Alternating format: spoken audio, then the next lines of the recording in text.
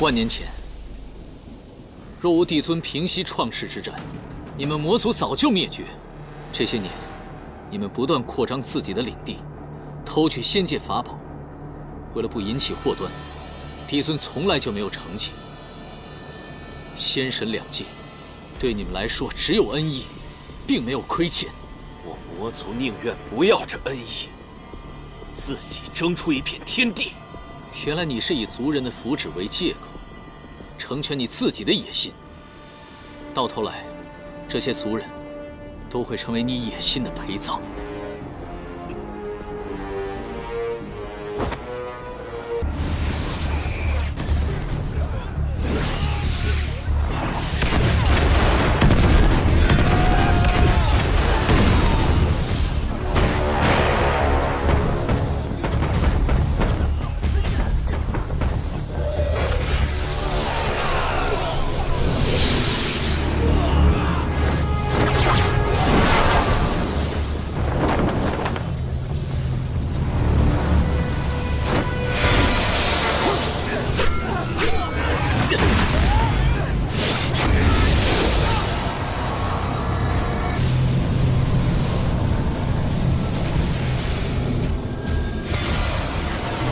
还去！下界潜伏多日，这与应云里应外合，击溃我魔族大军。我们不是不知，而是要留你这鱼饵，等着今日瓮中捉鳖。第四大帝君向来诸爱分透，同气连枝，怎么如今他们连来为你收尸都不敢？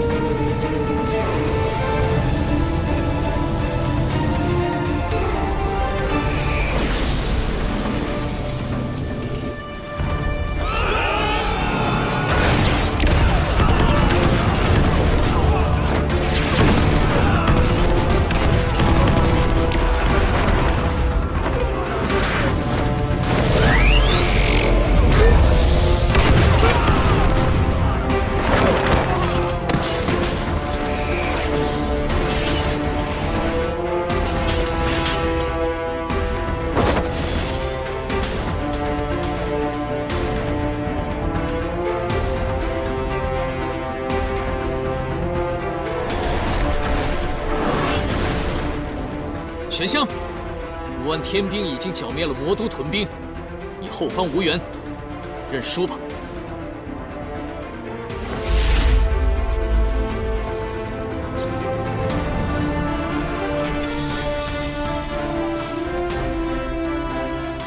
献我血肉，奉为神享，就此通天之力，逆转乾坤本源。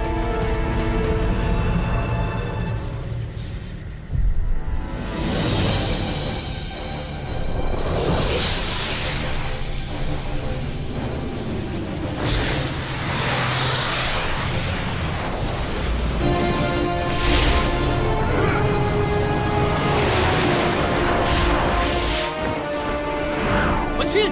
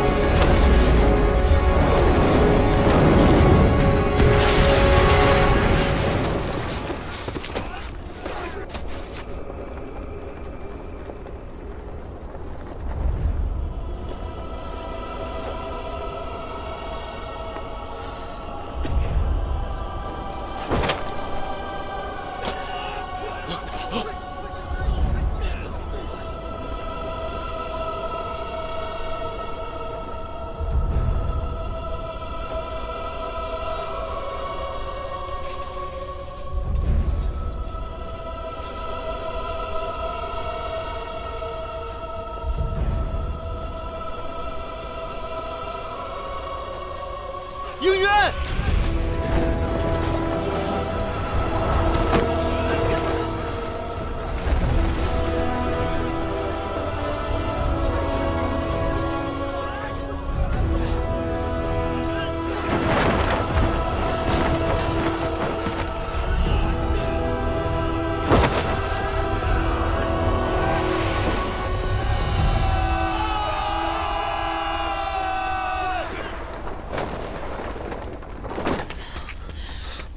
应渊，你的眼睛。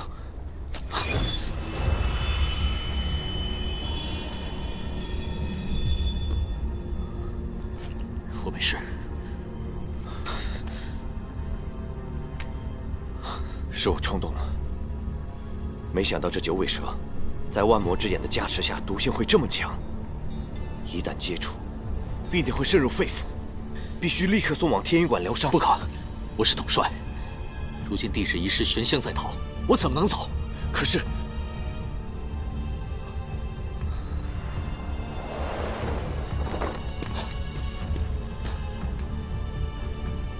你怎么样？我没事。出恶勿近，你们快追！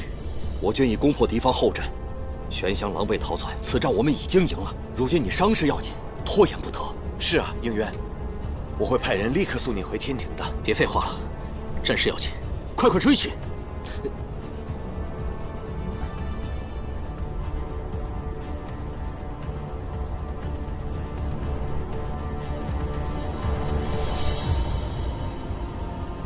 去啊！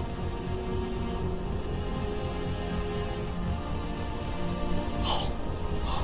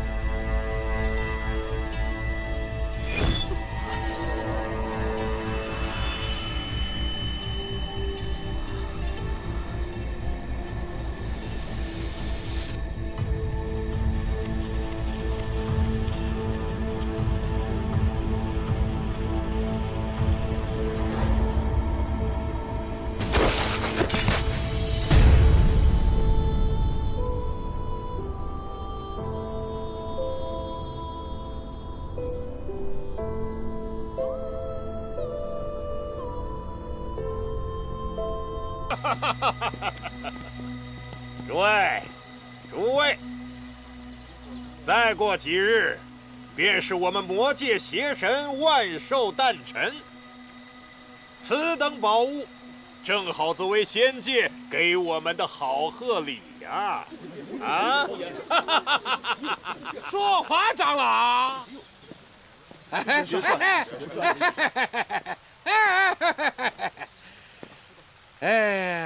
我得元帅。说话，长老。邪神虽然也是上神，只不过才刚刚10000岁啊！不，要过几天才满岁。我们仙界随随便便拎出一位上仙，年纪就比他大，一个小娃娃怕是受不了此等好物。别吃了上火，回过头来又来骂我们的不是，是不是啊？啊！哎呀！获得元帅，你身为堂堂仙兵总管，说话竟然如此无礼，竟敢折辱我邪神殿下！这朵花，本座要定了。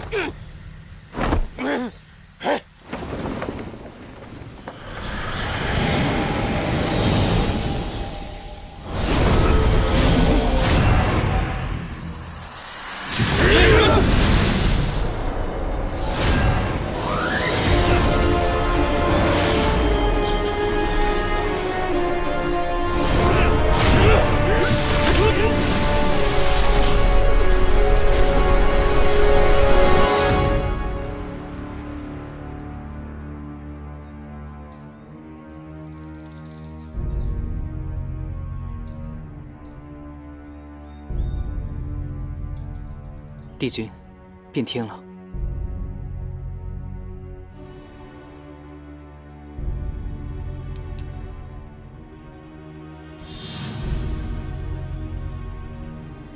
望断花开时，此茶饮之最佳。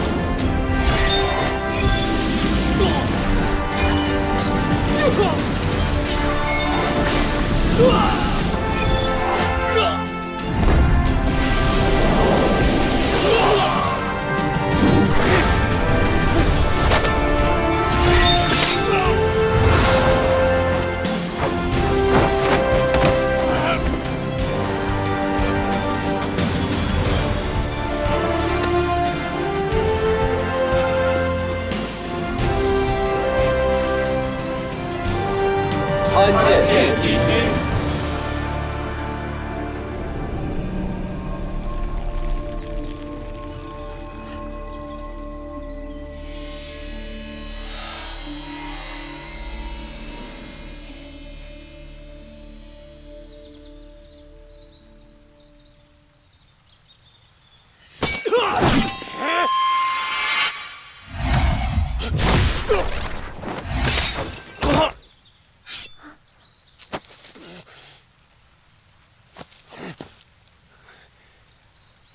帝尊可待妖魔冥3界，所奉天条，迂腐之至。6界早就该易主了，妖界、魔界之人早就有怨言，只不过他们胆小怕事，不敢跟我一同殊死一战。你乃魔界长老，却置魔族于不义。魔族若有怨言，邪神定会亲自来与帝尊商讨。还是说今日之举是受邪神所意？此事乃我一人所为，与邪神殿下无关。要杀要剐，悉听尊便。本君不会杀了你。回去告诉他，创世之战后，6界缔下了和平之约，魔族可以出尔反尔，但仙界言出必践，不使瑶池染血，亦不使6界染血。说得好。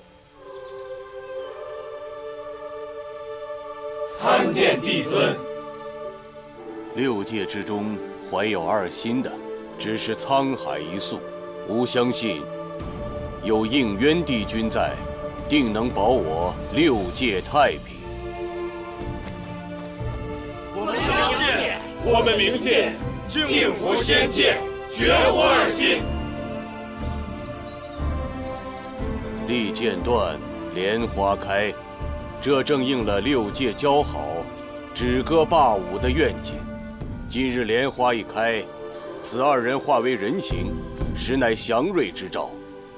应渊帝君，此2人乃是你所救，那他2人的名字，就由你来取吧。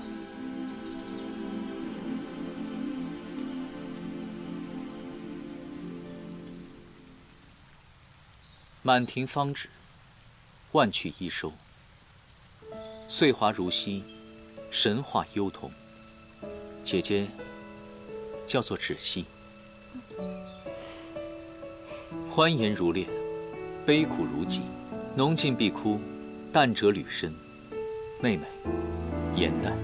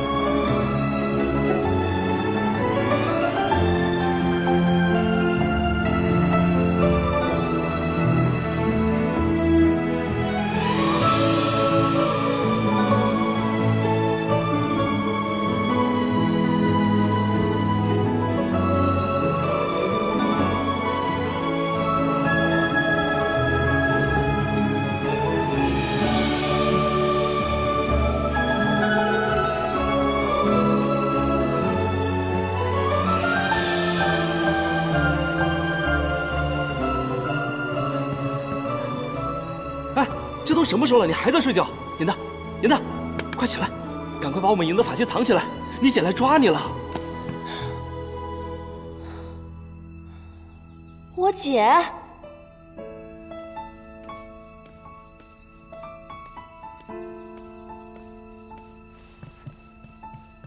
芷溪仙子，颜淡呢？他不在啊。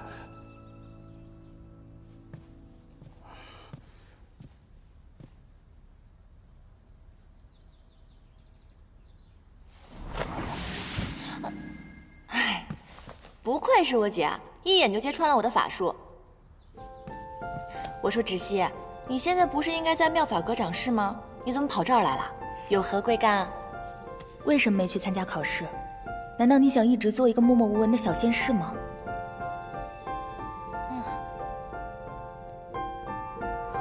我不是这个意思。啊，明白明白，我是鲛人族，能够飞升成仙，管理这偌大的藏书阁已经是荣幸之至了。你们姐妹俩好好聊。北冥仙君让我去找那个东海水族戏略，哎，我先撤了。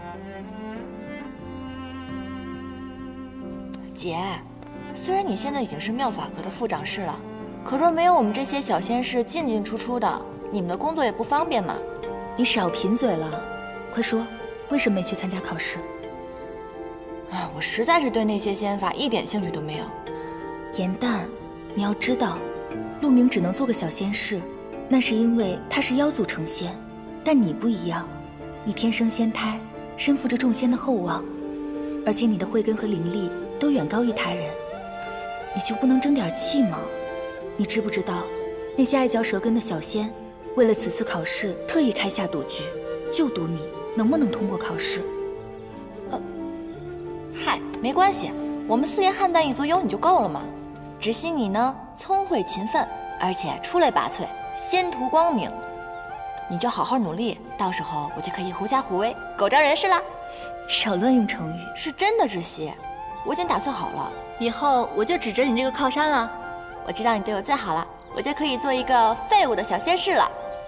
芷溪仙子，妙法阁掌事身边的婢役找你，说是关于贺典的事儿。好，我这就去。你呀，既然你对仙界不感兴趣，那你平日里就看一些修习仙法的书籍。啊，知道了知道了，找你那肯定是大事儿，你快去忙吧。我晚点再来找你。不用担心我了，去吧去吧。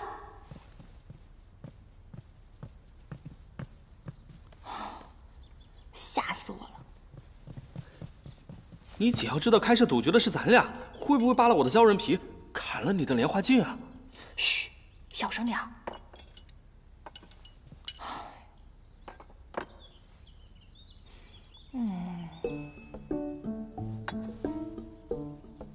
干嘛？哎呀，分你的法器，拿着。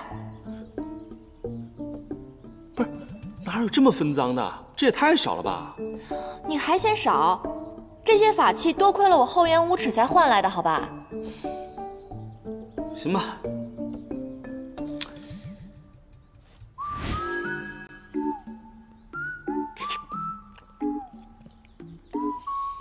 那个，你想不想开接星星大典？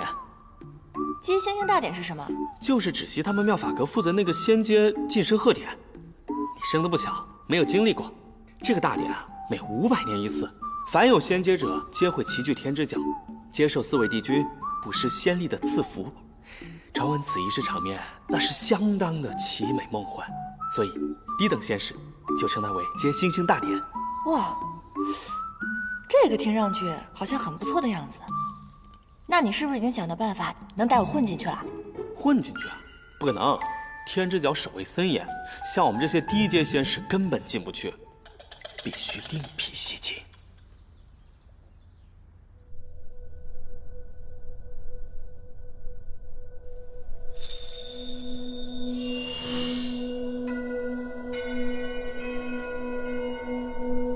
恭喜芷溪姐姐荣升副掌事，如今9重天仙龄最轻的仙官就是姐姐你了。是啊，当今妙法阁的总掌事银灯仙子，据说也是到了800年仙龄才做到副掌事的位子呢。大家莫要这样说，能有此际遇，不过是我运气好罢了。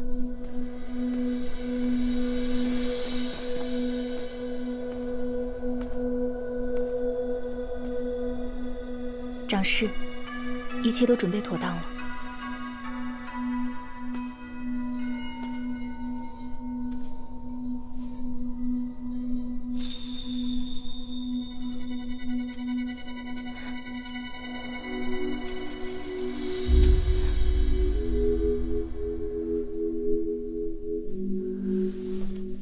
你去那儿值守。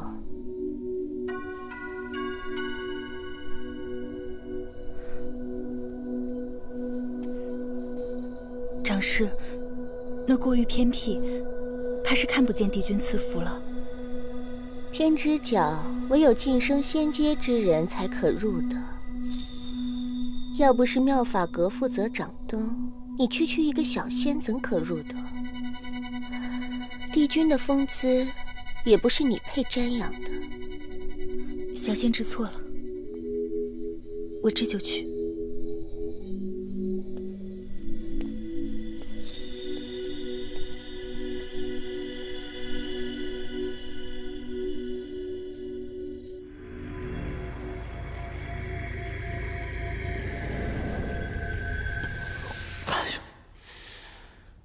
这焦珠镜不是你家的宝贝吗？怎么半天半个影都没有啊？你的修为不会低到这种程度吧？这还是我从父亲那里偷来的，也是第一次用，不要着急。快到亥时了，再过一刻，怕是接仙境大典就结束了。罢了罢了，我跟你一起试试吧。好，来。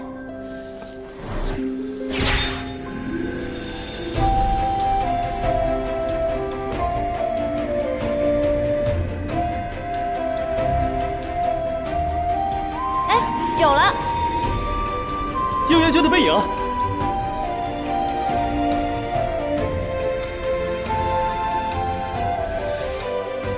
哎，怎么又没影了？你家这个宝贝也太坑了吧！什么都没看到，还浪费了我这么多修为。好歹也看到应元君的背影了，不算毫无收获。是啊是啊，应元君连背影都这么潇洒，要是能去他的宫中侍奉就好了。这九重天上有整整36座宫宇，而应元君的衍虚天宫难进程度，甚至超过了帝尊的玉清宫，排名第1。嚯，那这么看来，分配仙士的长侍不得乐坏了？这得有多少仙娥给他送礼啊？错，衍虚天宫的一切人员调动皆有应元君的手感，不是谁想进都可以的。唉，这个小人帝君果然事儿多，仗着自己仙力超群就如此跋扈。如今世间仅存6位上神，帝尊、4大帝君，外加魔族的邪神，应元君一人可抵100万雄兵。千百年来都是因为他在，魔界才不敢妄动。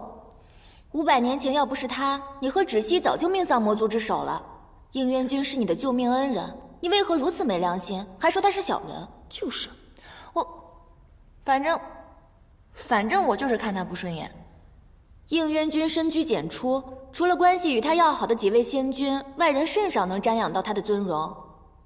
哎，颜丹，他到底长什么样啊？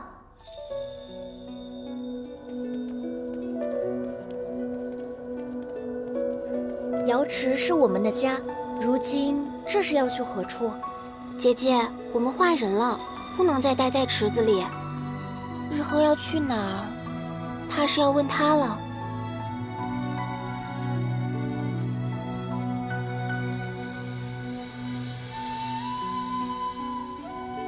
四叶汉淡灵力不凡，若出双生，必定一强一弱。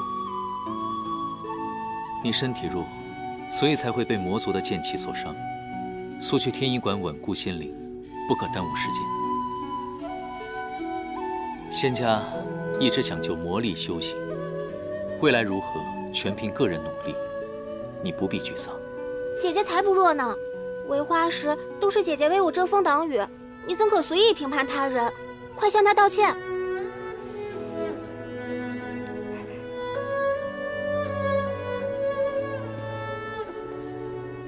你这小人！我那个时候刚刚化为人形，就见了那么一次，此后再也没有见过了，哪里还记得？再说了，现在天规明令禁止，神仙们不能动情念。我看你啊，趁早放弃吧，他再好也于事无补的。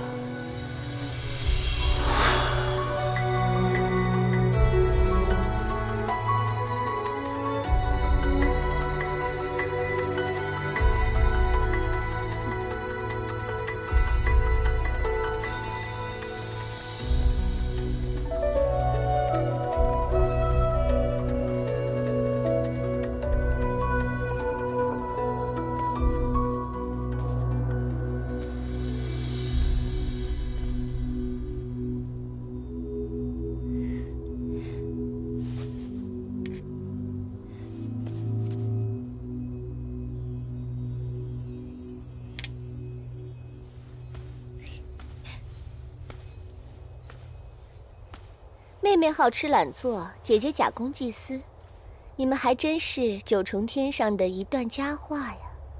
严旦在北冥仙君的玄心崖当差，一向认真，从未犯错。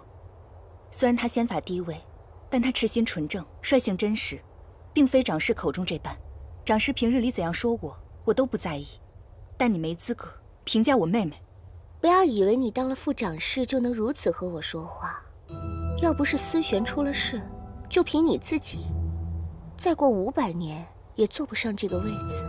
思璇总长师一向待下宽和，对你也十分照顾，而你竟然告他触犯情戒。如今你坐上了他的位子，午夜梦回可能安心。他德不配位，触犯天条，我取而代之本就理所应当。你再不忿，也得忍着。妙法阁如今我是长师，你不过就是一个没有仙阶的副手，而我前身便是帝尊案前的灯芯。升仙阶时，这仙殿更是应渊帝君为我亲手锁点，这就是你和我最大的差别。帝君的仙力，哪怕微小如尘屑，你也不配拿。把里面的东西倒了。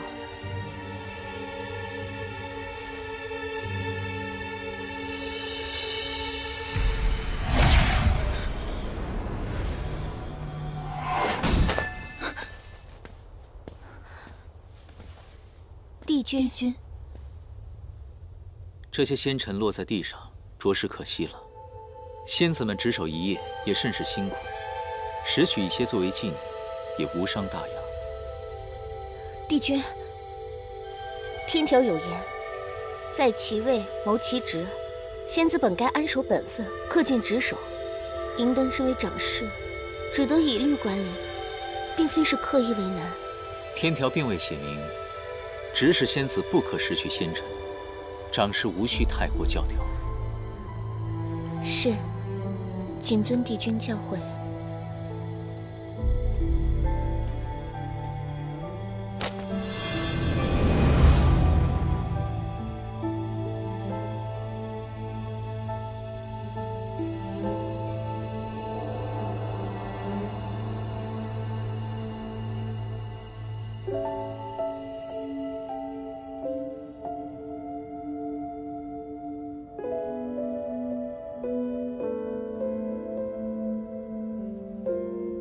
为何佳话与佳话的区别如此悬殊？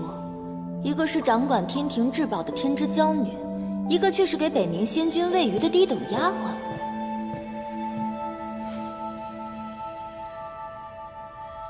芷溪，这是什么？好漂亮！大典结束后，我看到空中有些没有被接到的散落星辰，便收集了一瓶，偷偷给你带过来了。芷溪，你对我可真是太好了。你是我妹妹，我不对你好，对谁好呀？你累了吧？快坐下来歇息歇息。你们今天怎么样？我看见了4位帝君。然后呢？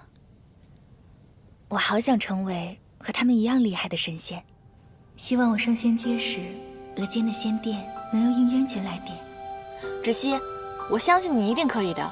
你可是4叶汉旦，你出生的时候，帝尊就说是祥瑞之兆，你知道吗？你现在是众仙子的榜样。你的出身到现在还被大家津津乐道呢。你呢？你有什么志向？你知道的，我这个人啊，喜欢看书写戏。如果可以的话，我希望能够成为6界第1话本大家。我希望我的戏不光可以在仙界跟凡界顺利演出，我希望所有人都能喜欢。一定会的。颜淡，你知道的，所有的神仙在升仙阶前都要下凡历难，是要经历人生8苦的。可是我从来都没有离开过9重天，心里是有点害怕的。芷溪，别怕，有我呢。芷溪不怕，因为芷溪要永远保护颜淡。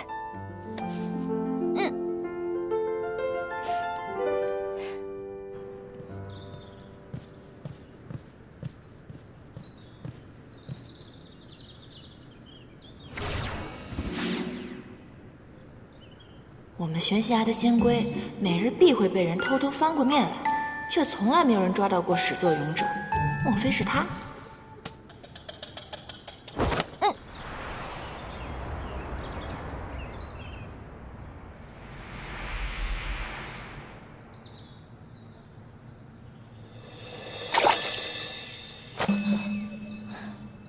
你这个小人！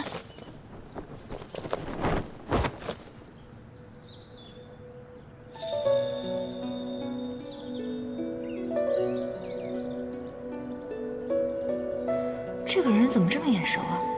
我是不是在哪儿见过他？大胆！你是哪个宫的小仙，竟敢翻我们玄溪崖的仙龟？怎么，有胆量翻龟，没有胆量报上你的姓名还有仙号吗？想逃是不是？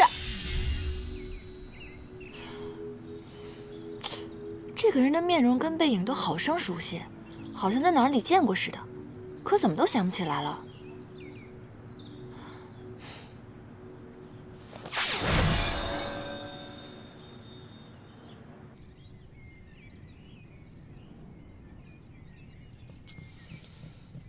仙君，仙君，我抓到那个翻龟的小人了。那他人呢？最后让他给跑了，但是我差点就抓住他的衣袖了。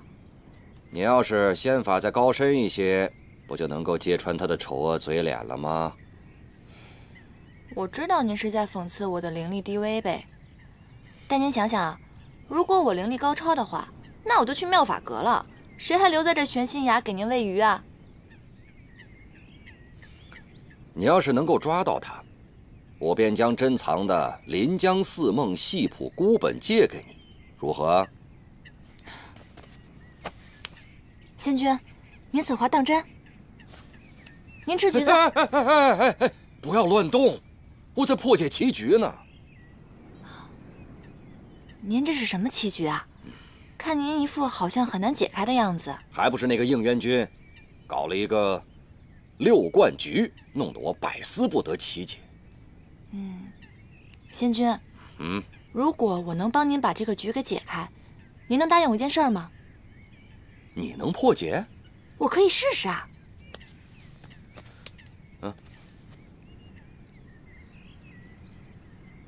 此局虽名为6冠局，实则是一统大3冠中另藏的3节循环，兼充无用，用飞风徐徐制之，便可破解。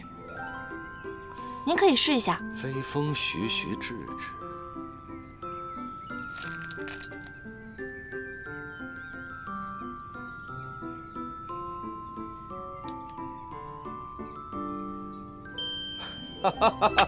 好，妙！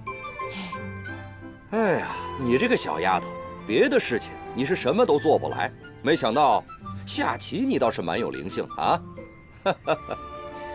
有您这么夸人的吗？那您刚刚答应我的事情，可还算数啊？只要你每天都能来帮我破解应渊的棋局，其他的事情咱们都好说。这当然没问题了。我其实就是想每天能够早点来，然后提早点离开，您看行吗？没问题。其他的仙兽啊，你就不用喂了，你只要把崖里的这些水族喂饱了，你就算交差了，好吧？仙君，您果然是个大好人，我给您捶捶背吧。哎呀，您真是个好人。哎呀呀，好了，好神仙啊！这般无师自通、聪颖非凡的小仙，着实百年一遇。只可惜此人心性太过浮躁，若能加以磨练，日后必成大器。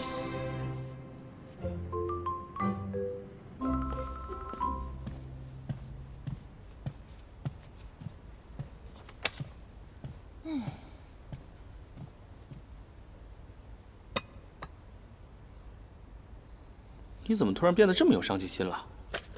我自知我没有天之娇女的命，但是有天之娇女做靠山，照样是先生赢家。你要找谁当靠山啊？我姐芷溪啊，她马上进仙考核了，以她的实力，肯定能够顺利通过。不过通过之后，她便要下凡去历难。我听闻瑶池盛宴最佳表演者可以得到帝尊的施恩，我呢，打算写一出拔得头筹的大戏，到时候我就请求帝尊让我代替芷溪下凡历难。你是不是傻啊？这下凡历难那是十分艰难的修行，你知不知道有多少神仙那是有去无回？我当然知道，要是那么容易的话，我还费这么大劲干嘛？差不多行了啊，快把这吃了。再过2个时辰，你就要去全县衙干活了。嗯。对了，明日你陪我一起去抓临江思梦。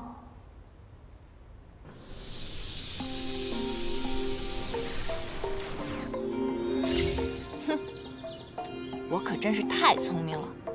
一会儿呢，我们就躲进玄仙崖，等那个番规军一来，只要他敢犯规，必定会牵动我这条线的。到时候我们2个2对1，我就不信打不过他。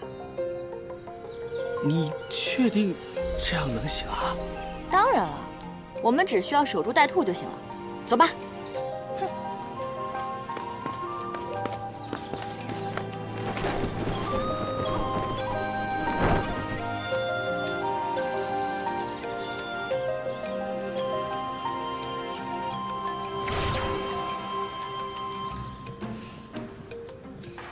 快点，快点！哎，小心！哎，不是已经查了线吗？他来了，怎么我们毫无察觉？对啊，怎么可能？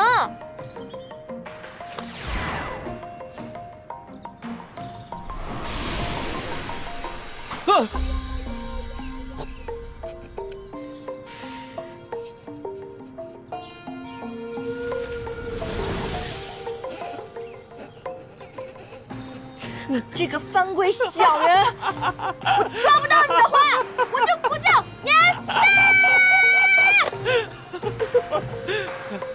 走开！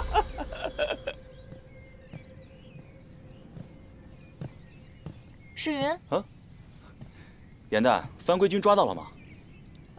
我下次一定能抓住。哎，这是什么？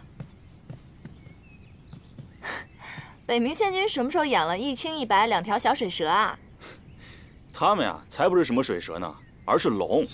银白色那条啊，是东海龙尊家的太子敖轩；青色的是南海青龙族的公主昭兰。龙族啊，觉得我们9重天仙气盛，所以就把他们子女送来养了。哼，你不说还真看不出来是龙。小家伙。哎。啊！什么东西啊！咬我！你怎么把它扔出去了？它不是龙吗？对面是莲池，应该不会死吧？嗯，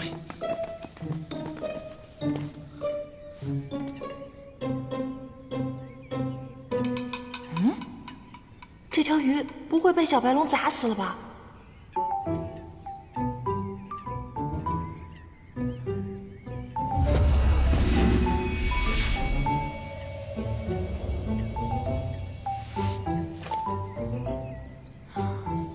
找到了，找到了，敖轩找到了。啊，你真棒，你真棒！哎，世云，你看啊，我怎么觉得这条小黑鱼，它看我的眼神充满了鄙夷呀？怎么可能？它不过是一条鱼而已，怎么可能有人的表情？也是啊。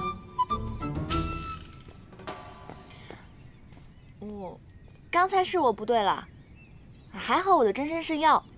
如果刚才真的把你砸晕了，我可太对不起你了。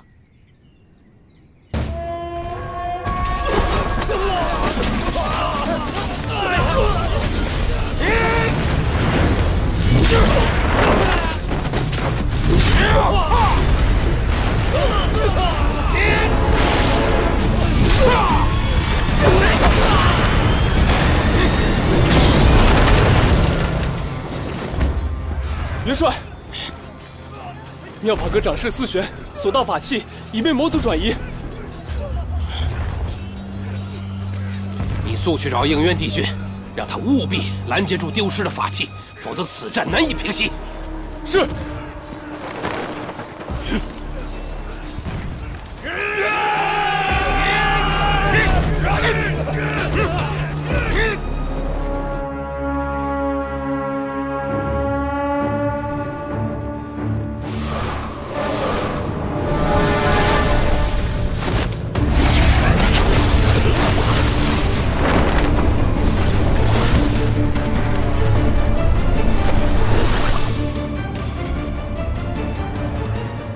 山一长老，你挑动魔族内乱，若今日交出法器，我会留你一条全尸；否则，我只能顺应天命，除魔卫道。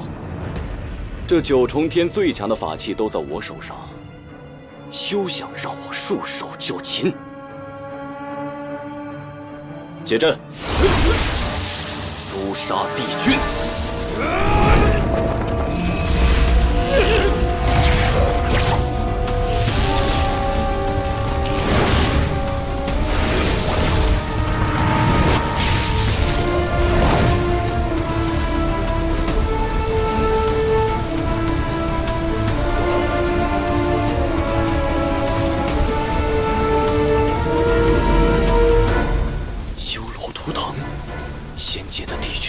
竟然是修罗族之号！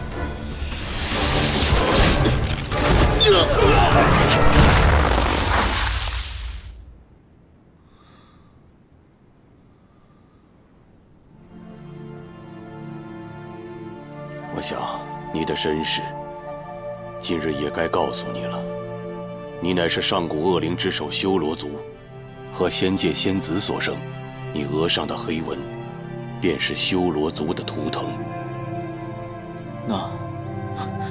那我的母亲呢？当年你的母亲被你父亲蛊惑，她在生下你之后才知道，原来被利用了。于是她选择了以身殉道，和你的父亲同归于尽。在临终之前，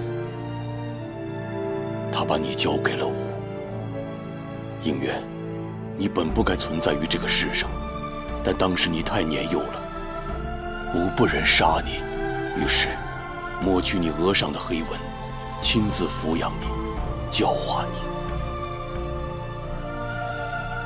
但是应渊，你要记住，你修罗族的身份绝不可暴露。如果在仙界有人知道你是修罗族的后代，必会杀之而后快。所以，你是仙灵之后，无父无母，记住了吗？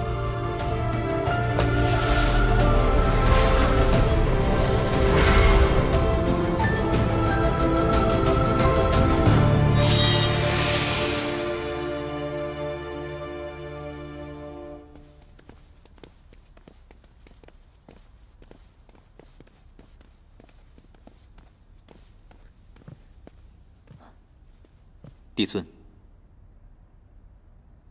如今魔族内乱已平，被盗法器尽数追回，已录入了妙法阁。此战，天兵死伤1000，天将折损2名。火德元帅正在天医馆探尾伤员。这100年来，魔界内乱不断，每每累积仙界出手，方可平息。此次，更因为思玄和魔族长老暗通款曲，将无数的仙丹送往魔界，才令战事焦灼数月。你此次下界，魔界的玄香可有异动？回禀帝尊，我的一应行动，玄香都鼎力支持。他多番表示，自己生性自由，并无野心。我细细的与他接触之后，发现他表里如一，和光同尘，并非伪善之人。邪神玄香若真无野心，便是6界之佛了。玄香如此性情，对仙界恐怕是喜忧参半。此话怎讲？玄香，他并不适合做魔界之主，他不喜欢权势，任由长老争权引发内乱。如今魔族看似内耗，但分久必合。若有一方逐渐强大的话，魔尊之位难保不会易主，到时候大战在所难免，还请帝尊做好防备才是。明日起，天机阁天兵处停止一切修牧，皆由你来指挥，绝不能让魔界有可乘之机。是。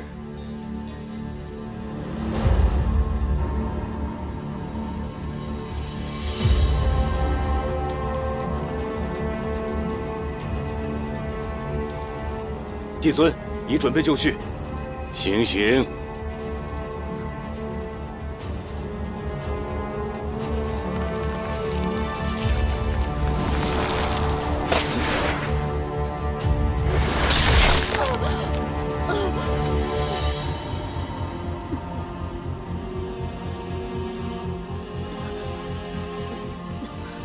看见了吧？一个有锦绣仙途的仙官长士，连桓清都曾向我要过此人，却因为一个情字，与魔族中人珠胎暗结，违反天条。受情罚者，若不认错，至死方歇。帝尊，思璇执手数千年，一时被蒙蔽。帝尊，可否饶恕他这次？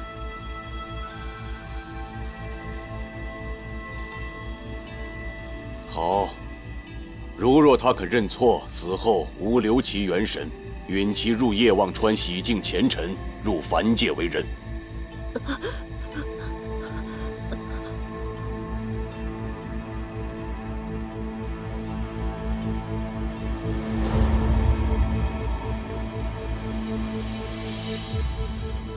思璇，詹姨长老已死，你还有悔过的机会。爱人已死，我岂可苟且偷生？况且，明明是这天条不公，我无悔亦无错。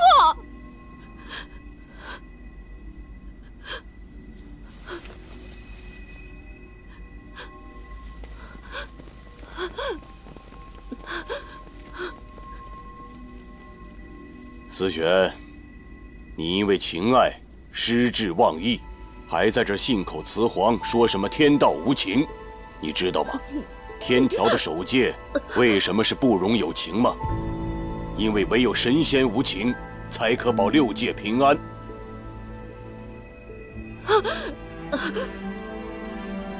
应元君，看见了吧？一个情字，一旦踏错，便是万劫不复。长士有情，便死伤千万；而如果帝君有情呢？那将是六界的浩劫，没有人可以幸免。你知道，现在六界为什么可以暂时相安无事吗？那是因为妖魔冥三界暗流涌动，所有的逆贼正在等待一个机会，在等待你暴露弱点。怎么，动恻隐之心了？你今日的不忍，只会生出怯懦，而如果他日六界大难，你又如何面对呀？帝君，请你即刻杀了我吧！这9重天，我是一刻也待不下去了。你为詹姨受六界之苦，牺牲一切，而那人在死之前从未询问过你的安危，值得吗？值不值得，帝君日后便知。我不会有那一日。情由心生，帝君难道就无心吗？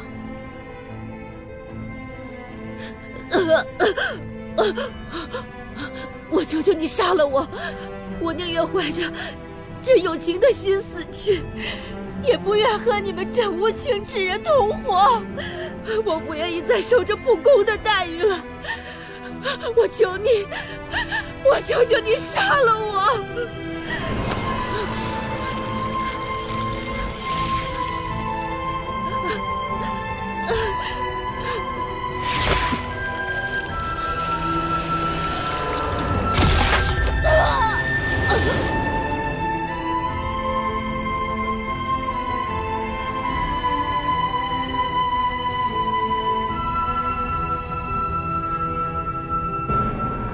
情法不可违逆，我能做到的，就是保下你的一丝元神。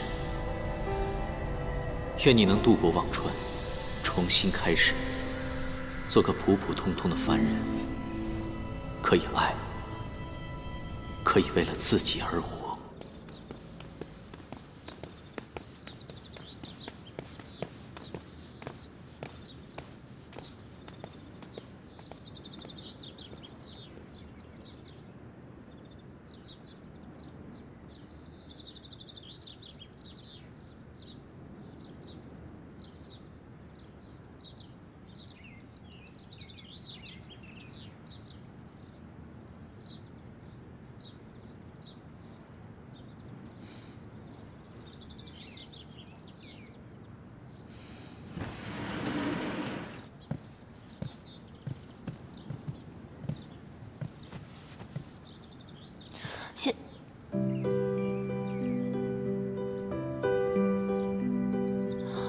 范归君，是你！颜淡，休得无礼。本君先好，清离应渊帝君。帝君与范归君是同一人。小仙鲁莽，不小心弄坏了帝君的衣物，还望帝君惩罚。玄仙崖的仙士怎会接触到此物？哦，对了，你的姐姐芷溪是在妙法阁任职。是小仙去拜访姐姐的时候不小心弄坏了您的玉带，跟姐姐毫无关系，是小仙一人所为，还望帝君明察。损坏腰带没有什么大事，起来回话。多谢帝君。帝君果然大人有大量，小仙日后一定会多多。我说了没有什么大错，但并不代表不罚你。青云，在。偏殿是不是还缺打扫的人手？是。颜淡损坏玉器，性情顽劣，罚其入偃虚天宫侍奉，亲自缝补混元玉带，直到本君满意为止。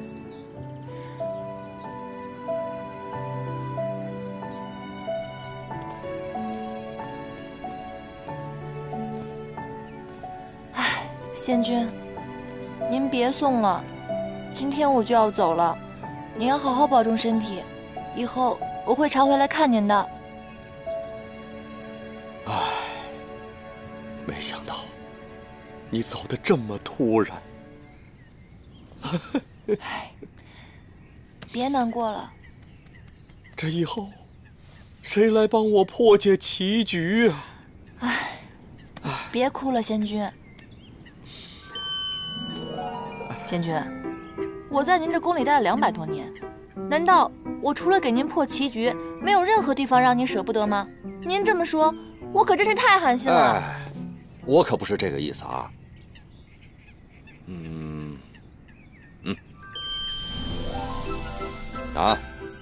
这袋法器，就当是分别时我赠送你的礼物了啊。但是你要记住，以后可要经常来看我啊。放心吧，仙君，这个法器沉甸甸的，我此刻终于感受到您对我不舍的心情了。这样吧，在临走前，我再帮您破一局棋，怎么样？好啊，好啊，来，我突然想到了，我知道翻归的那个小人是谁了。是谁啊？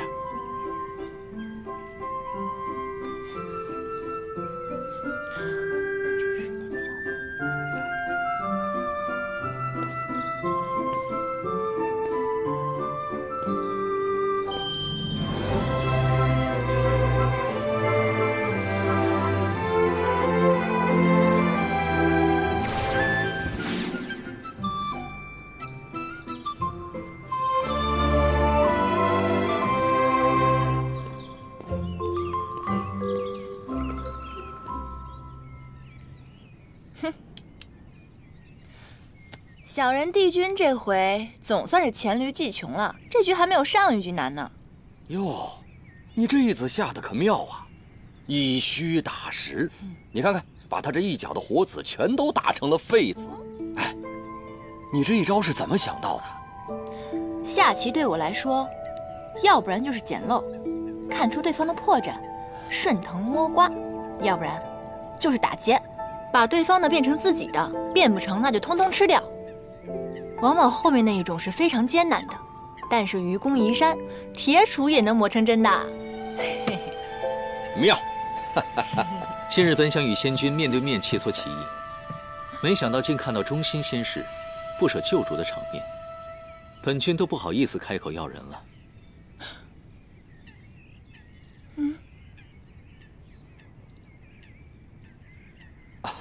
应渊君，你什么时候来的？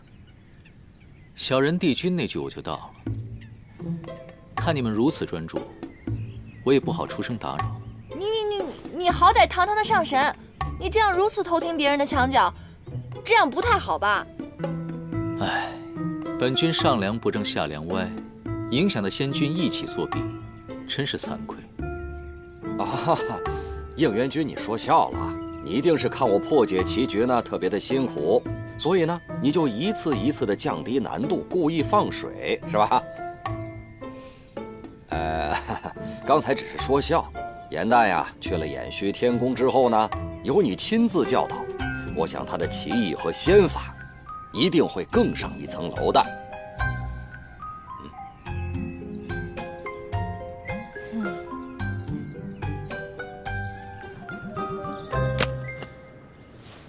既然你的精力如此充沛，打扫偏殿实在是太大材小用了。以后呢，誊抄仙法破解棋局，自然就交给你负责了。帝君您棋艺高超，每日肯定有很多神仙来找您斗棋。如果这样的话，我难道……能者多劳啊！以后，所有人送来的棋局，自然是交给你来应付了。哼，你就是气我帮仙君破了你的局，公报私仇。是。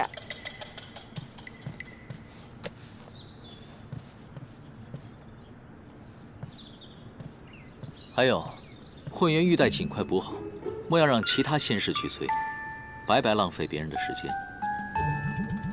是。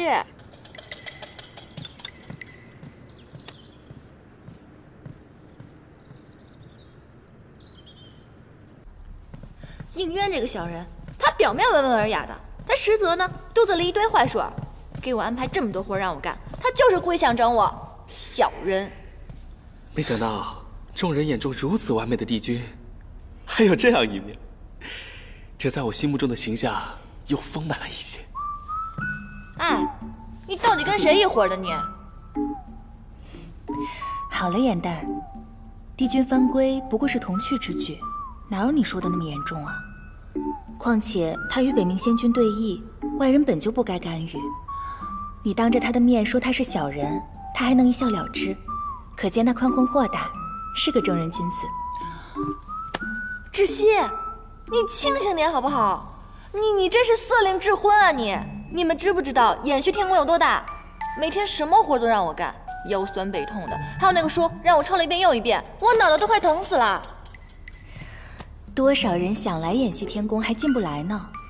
你有这样的福气，应该珍惜才是。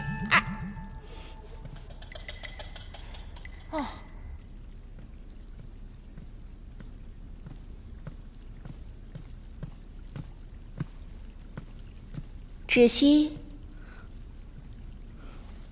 长侍，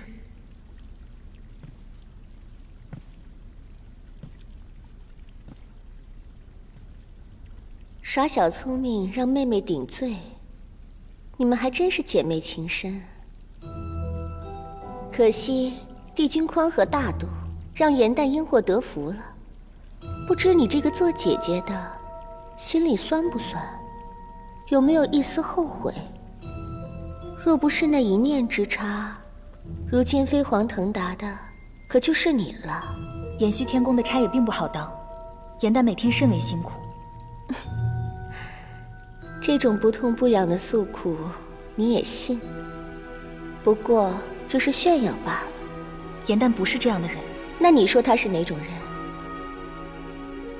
不思进取的废物妹妹？双生莲必分强弱，大家都说你是强的那个。我看未必。不然，帝君为何一眼挑中那个一无是处的严旦？你自己好好想想吧。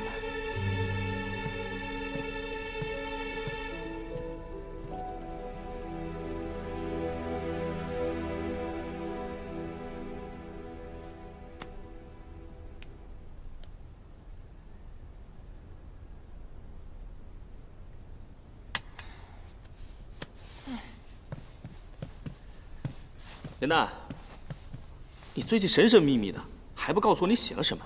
现在可以说了吧？我写这出戏的灵感，正是取自你给我推荐的那本《创世之战》。哦，上古初期混沌初开，修罗族以神器无双镜打开了摩天结界，掀起大战。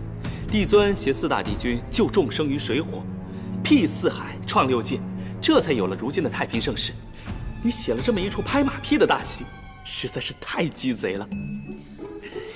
我如果只写大战，那所有的神仙都能看出来我在拍马屁，我才没有那么蠢呢。再说了，光写战争只会流于枯燥，根本没有那么好看。那你到底写了什么啊？我呢，以战争作为背景，从一位已灭族的上古彝族的视角作为切入，以小见大，以弱趁强。你选了什么上古彝族啊？为了相助四帝君，在创世大战中全族覆灭的九岐。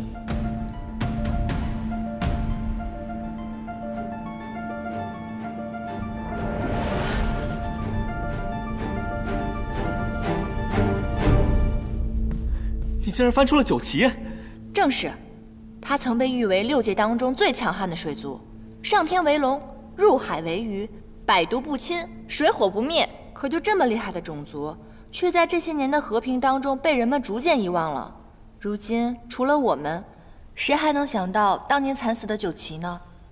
你是不是想到了自己，觉得同病相怜了？唉，四叶汉旦一族最起码还残留了我和姐姐，可是九岐连个血脉都没有留下来，实在是太可惜了。传说九岐虽然善战，但却生来欲望浅薄，在每化人之前都会经历命悬一线的紧要关卡，没度过呢，就会灵力散尽而亡；度过了，便是浴火重生。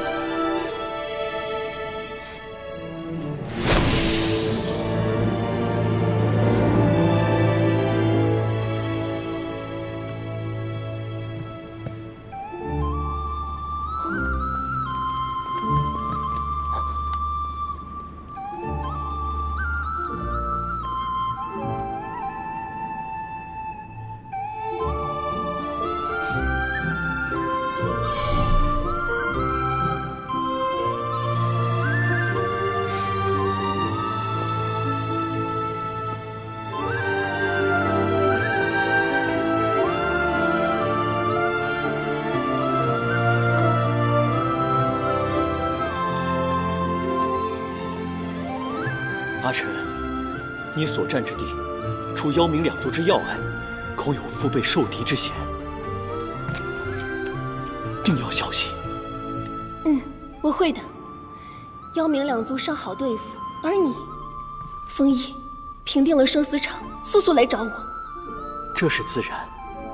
我们不如打赌，谁先结束战役，我们孩儿的名字就由谁来取，可好？好。希望孩子诞生前，我们便可团聚。这么多年了，竟还有人记得我们九岐一族。停！哎呀，不对，你是九岐族赫赫有名的女将军，哪怕面对生死离别，你的眼神必须是坚毅的，你要压制住内心的不舍，明白吗？还有你，并不知道这一别将是永别，所以你的表情不能太过于悲怆。并且你要相信眼前这个人一定会得胜归来的。这样吧，大家再来一遍好不好？严旦，时间不早了，今夜就先排到这里吧。明天一早大家还要起早侍奉呢。哦，那今日要不然先这样，你们回去好好研究一下，散了吧。走。哎。这儿的长师收了我们送的法器，没说什么吧？没有，帝尊重武亲闻，这个戏台子也荒废了很久，长师还乐不得我们用呢。那就好。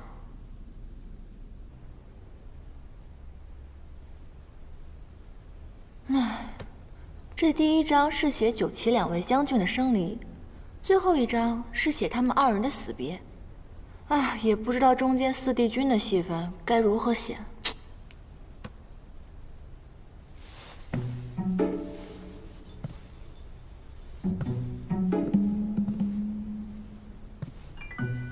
好呀，陆明，竟然想吓唬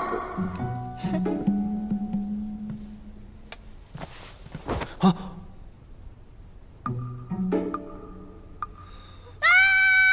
哇！我的戏码！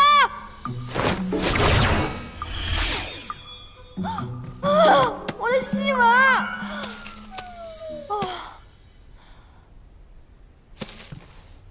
兄台，你哪位啊？你为什么半夜来我房间，还会水系仙法？你说，你干嘛的？不说是吧？好，你不说的话，我现在喊天兵抓你了。天！我呢，只是一个刚刚偷偷化成人身的一个黑羽小仙而已。啊，我是无意间误打误撞的走进披香殿，看见你们正在排戏，我觉得很有趣，我又想知道后续发展的情况，就偷偷溜了进来。我只是想看看后面的戏文是怎么写的。刚化成人形就长这么大？原来是水族，怪不得能灭火。所以你刚刚说的那些，就是你帮我抢救戏文的原因喽？啊。看来你这条小黑鱼还算有良心嘛。我之前认识的那条就没有你这么有良心了。看你的装饰吧，确实不像什么仙君仙士，所以你跟我来，当真是因为觉得我戏写得好？是啊。乾隆尊还有尊后的故事，我也很想知道后面到底发展的怎么样了。哦，对了，九旗呢本来是我们的四海龙尊，我很想知道他们接下来的情况。你居然知道九旗？哦，我以为现在除了我，没有人知道九旗了呢。小伙子，有眼光啊！叫什么名字啊？我还没有名字。连名字都没有，看来他定是身份微末，处事艰难。是这样的啊，今天你遇上我，算是你的幸运。以后跟着我吧，只要有我在，保证带你吃香喝辣，做一个快活神仙，怎么样？若非是他在我渡关的危急时刻献出真身相救，我必不会这么顺利的成功化人。既然如此，就算做个跟班也无妨了。怎么样？考虑好了吗？当真如此？当真如此啊！你不是还没有名字吗？啊，让我来帮你取一个吧，等着啊。哎，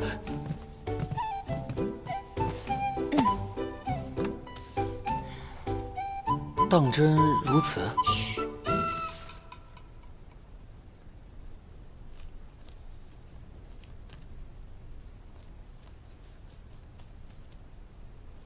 好了。这个名字竟然还不错，是吧？于墨。我明明写的是于黑土啊！啊？不是你说的吗？你刚刚从小黑鱼幻化成人形，所以我觉得黑土很适合你。不，这名字未免也太土了吧？还是于墨好听一点。你看啊，是命运让我们相遇，又是缘分让我来看错这两个字，所以我决定往后还是叫于墨吧。虽说有道理啦，可是我还是觉得黑土比较可爱朴实啊。不是，还是顺应天命吧，往后就叫于墨吧，好不好？那好吧，就叫这个名。